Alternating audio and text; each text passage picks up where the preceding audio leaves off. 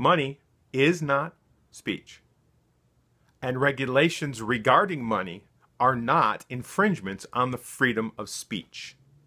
Hey folks, Eric from Another Voice with Eric and Friends. In recent years, the Supreme Court has relaxed the regulations that the federal government has placed, and some state governments, regarding money and politics. What money can be placed in politics. And the underlying current of thought seems to be that money equals speech. In this sense, they don't say it that way, but in this sense, I'm expressing myself through my donation, and therefore there shouldn't be regulation. I believe that's wrong, because the concept of the donations to political candidates, parties, PACs, causes, is one of the issues that people are concerned about with corruption in government. We talk term limits on one hand, which would address, in one way, the candidate, the official, but doesn't address the corrupting influence, which I believe money has a lot to do with.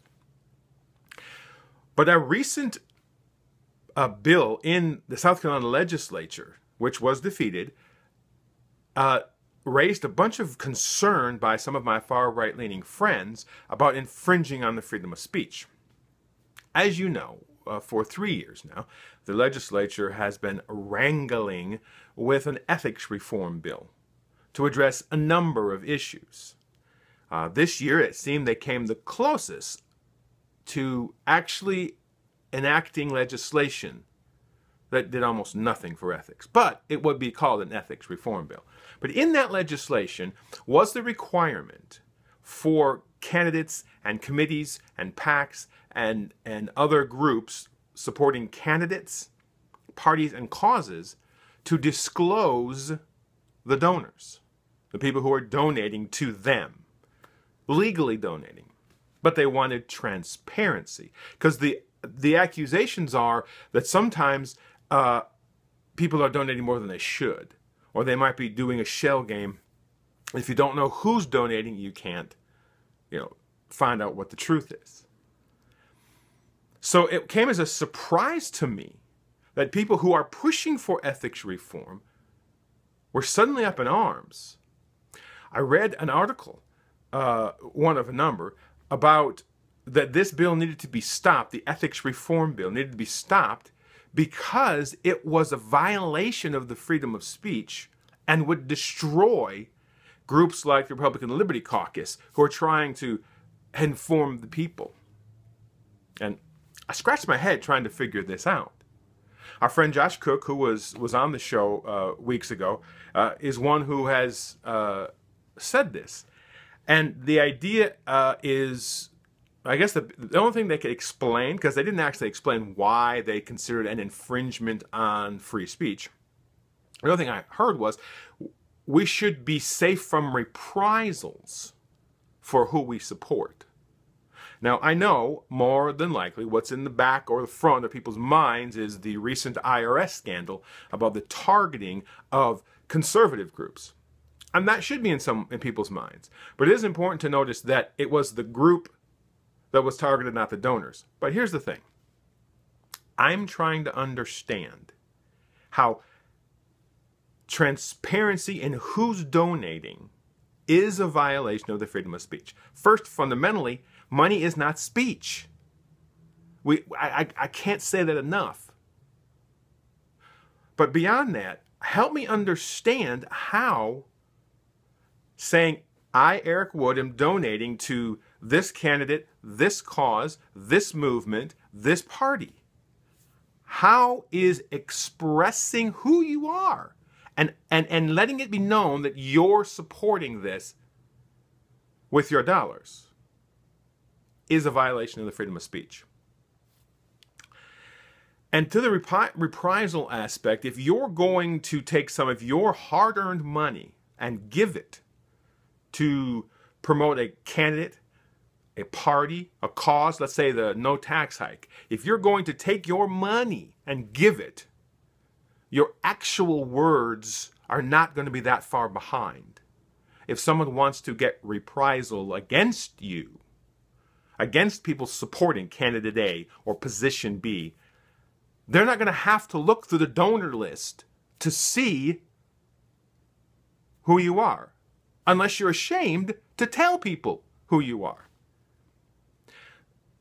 Transparency in who's donating money to what groups is not a violation of the freedom of speech. You still can speak.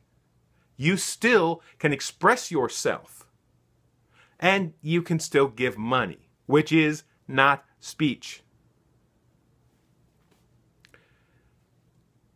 This is not a violation of the freedom of speech. And I think that I don't understand why this is coming from a segment of our political spectrum which has demanded transparency in politics, which has condemned crony capitalism and government bought off by corporations. These are the folks who are yelling about that.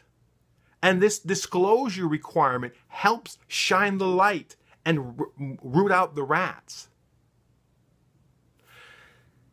But that's all moot because the ethics reform bill in the state of South Carolina is dead. Session's over, it's gone. And honestly, what was being offered as an ethics reform bill had little in it that was positive, that was going to do anything. The disclosure was one of them.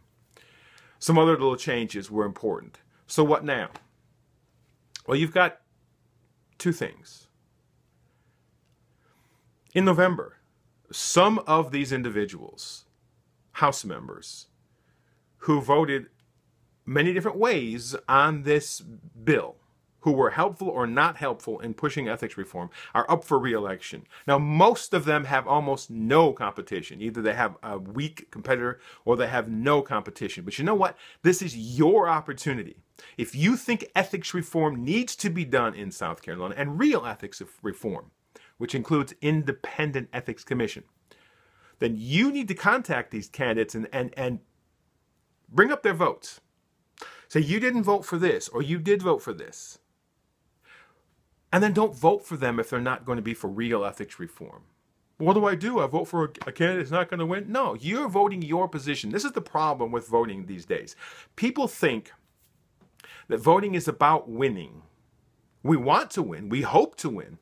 But voting is you telling the government what you want. And you expressing yourself in who you want to represent you, the kind of person you want to represent you. You can do a write-in candidate. But the idea is to keep hounding these representatives. And the ones who did support true ethics reform, support them. Get out there and push for them. And in the meantime, and in the long run, contact every one of your elected officials. Ones that aren't up for re-election, that are going to be there next year, those that are going to be there. And after November, when we know who's going back or who's replacing them,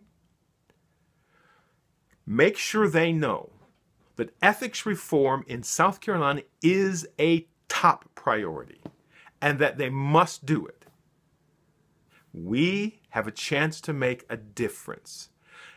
The politicians are not, even good ones, are not going to change how they judge themselves unless they see it could cost them their job and their power.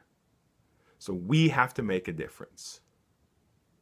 All right, folks, our podcasts are normally available on Mondays at canigetaWordIn.com. You can go to Facebook at Another Voice with Eric and Friends. Visit Twitter at Be Another Voice, and YouTube at Be Another Voice. And until we meet again, get out in your community and make a difference.